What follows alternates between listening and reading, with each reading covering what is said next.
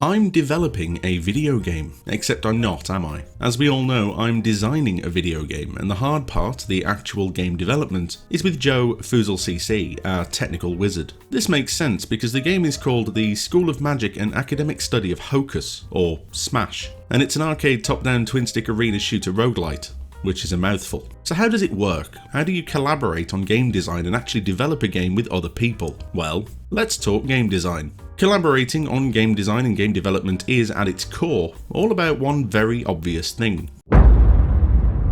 What you need is a Kickstarter campaign with $4 billion and a lot of promises about 256-player online battle royale modes in a 400-hour single-player RPG platformer based on a license from a 90s franchise that everybody loved. That's all. Alright, not really. What you need is...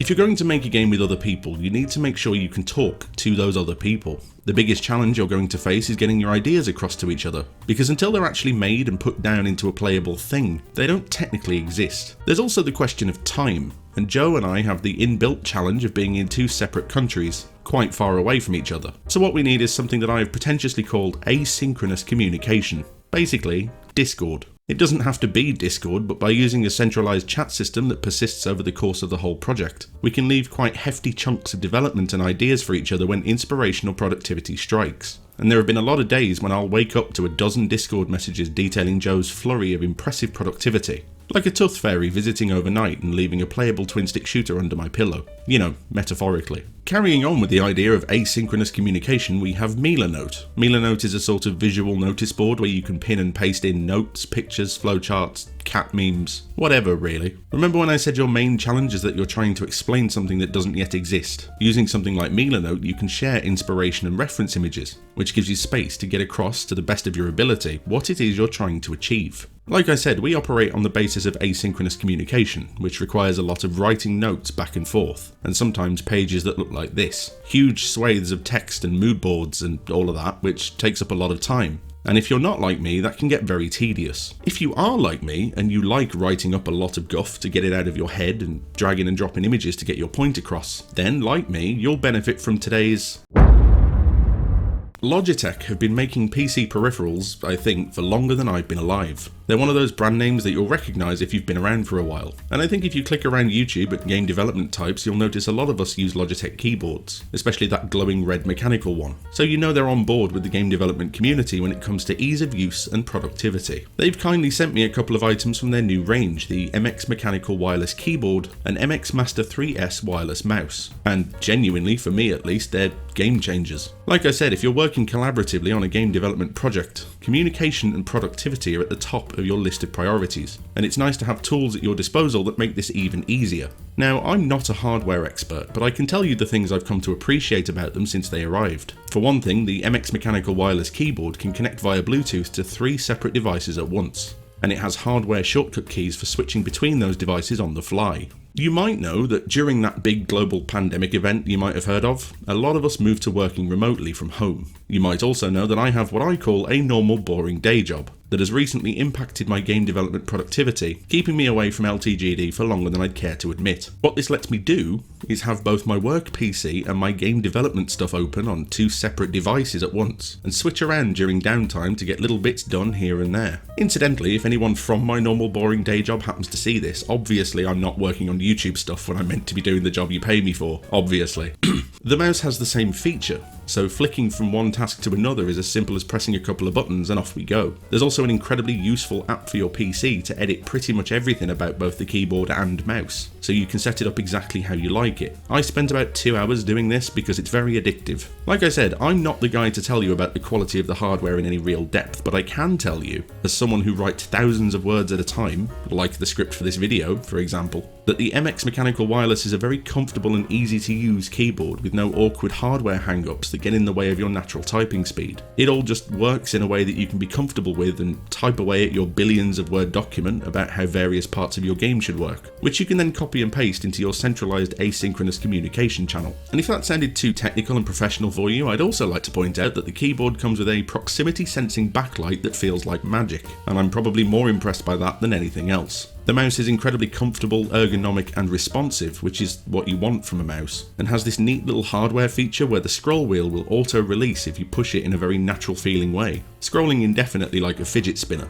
It's very cool. There's also gesture control and remappable side buttons, but the most important thing is to have responsive equipment, because obviously I'm testing a top-down twin-stick shooter, and if you're playing those on PC, you're playing via keyboard and mouse. Having responsive controls for testing is incredibly vital to getting the game feel right, so having something that works immediately with no visible latency that I can feel, even though it's wireless, is incredibly important. The mouse goes all the way up to 8000 DPI, which is a lot of DPI. What that means is it'll move as quickly as you need it to, which is ideal.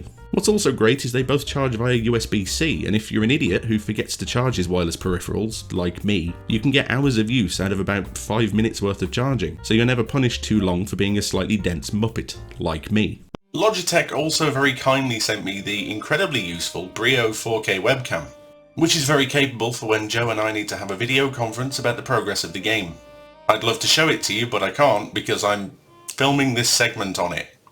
It's good though. Overall, I'm genuinely having an amazingly helpful and supportive experience with the new Logitech stuff, and I think it's important to point out how useful good hardware like this can be even if you're not the guy writing the code. Because your productivity as a game designer is just as important when you're trying to get your game made. Sincere thanks to Logitech for sending the stuff over and for sponsoring this video. It's all especially useful when you're trying to communicate and achieve your...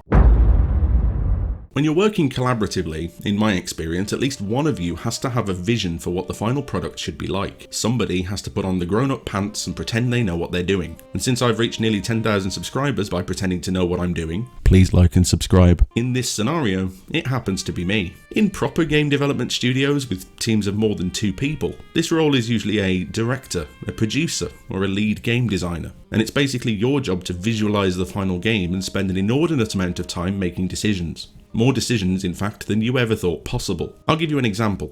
If you watched the last episode, and if you didn't, then why not? Go do it now, I'll wait. You'll know that we're pulling pretty much all of our artwork from pre-made asset packs. There's huge packs full of evil-looking, fantastical creatures that need sorting and categorizing, having their enemy behavior patterns devised and modeled, their color palettes chosen, their difficulty variables set, their backstories devised, and their favorite pizza toppings ordered. Incidentally, because they're all meant to be evil, they all like pineapple and olives. I don't make the rules. Although actually, I suppose I do, which is sort of my point. Take, for example, this guy. He's a troll. He exists as a range type enemy who throws rocks that he finds on the ground directly at your face. The reason he's here is that the first level of Smash, because I realise I haven't given you any deep dive details into what any of this is about yet, is based on a mine. It's called Thorn's Pit, and it's named after a site local to me that was, a long time ago, a coal mine. In fact, all of the levels planned for Smash are named after some area or other that I live near. Because if you're going to invent a fictional world about magical school students, it helps if you're a talentless hack who steals things that already exist and frame them as your own invention.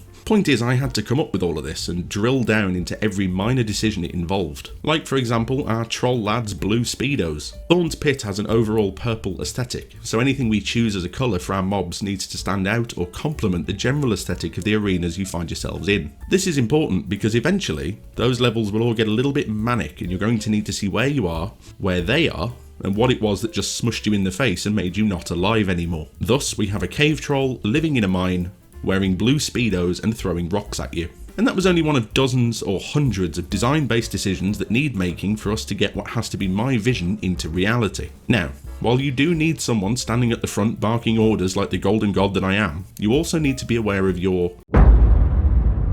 I am, as I might have mentioned, a golden god.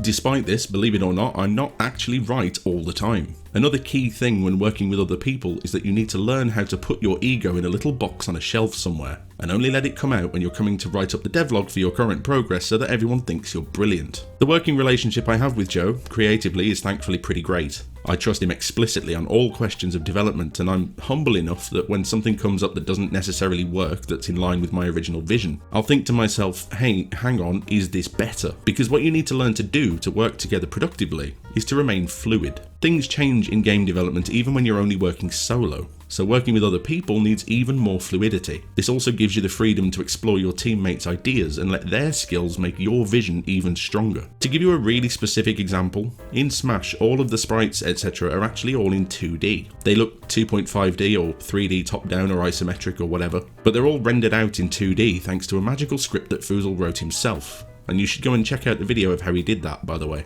Now what this means is there's considerations we need to make for stuff like height, because technically there isn't any height, it's all rendered flat, absolutely 2D with the illusion of 3D. And to make that illusion work, without me even having to think about it or say a word, what Joe did is create the player's bullets in such a way that they'll impact higher up on the wall or other solid obstacles. Remember, again, this is all flat. Functionally, underneath, this is not a 3D engine, so this neat little tweak adds an extra element of depth to the way the scene is displayed. Although at least one of you will need to have a vision for your game, and in a well-organised team you'll probably all have specific roles that you specialise in, please don't ever make the mistake of thinking that other people in your team aren't capable of contributing to the aspect that you're in charge of. Although Joe's doing all the technical development stuff, there's still times when I'll put my ideas in terms of developmental mechanics. So for example, at the moment we're working on a flying, annoying bat-like enemy, because we're ripping off, paying homage to The Legend of Zelda. And the way I explained my vision for that was in terms of the orbiting behaviour that I know Construct 3 has, even though I'm not the one actually putting all the development together. Brilliance, ingenuity and just flat out good ideas can come from anyone on the team, and at any time, and if you're the project lead or the director or whatever, as much as you have to steer that ship towards your vision, you also need to keep your ego in check, to a point that you can take feedback and ideas from anywhere. If you think about it, hopefully you've chosen to work together, and if you've all chosen to work together, then you should also hopefully trust each other. One last thing to cover for effective collaboration, at least for this video, is... Historically, I'm a very disorganised person, so you can imagine how much of a brilliant idea it is putting me in charge of a project that needs every aspect organising down to every minor meticulous detail. Brilliant, wonderful, great, oh god help us, everything is terrible. The vision that we talked about is the destination, where you want to end up.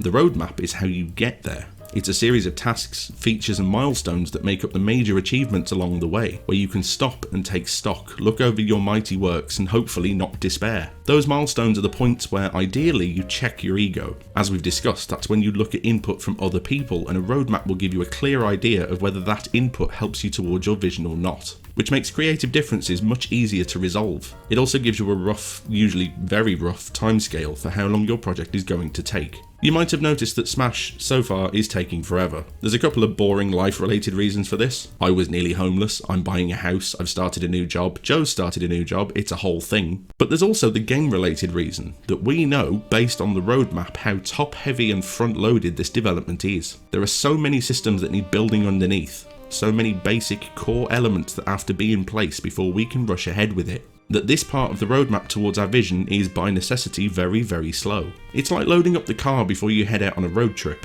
You don't want to floor it for 50 miles before you turn around and look at your empty back seat where your kids, or more importantly your snacks, are supposed to be. And a roadmap is what gives you that rough idea of how much work needs to happen and where. Smash is, believe it or not, making excellent progress. I just can't show you a lot of it yet. But don't worry, that day is coming, and if you want to see that day you should probably subscribe so you don't miss the next episode. Thanks again to Logitech for sponsoring this video. I do genuinely think the MX Mechanical Wireless Keyboard and MX Master 3S are solidly impressive pieces of kit, because if nothing else they've helped me to actually get this video made while I'm meant to be doing my normal boring day job, and they continue to aid my productivity in designing Smash. I think sometimes we think of keyboards and mice as just tools for the developmental coding side, but it's been nice to spend some time thinking about how important these tools are for game designers, and I hope I've done a good job of showing you just how helpful they can be for all of us, not just the coders doing all the hard work while we pretend to know what we're talking about. Like this video if you've liked this video, and subscribe for more videos like the video you liked since you liked it, and I will see you the next time I'm thinking, hey, let's talk game design.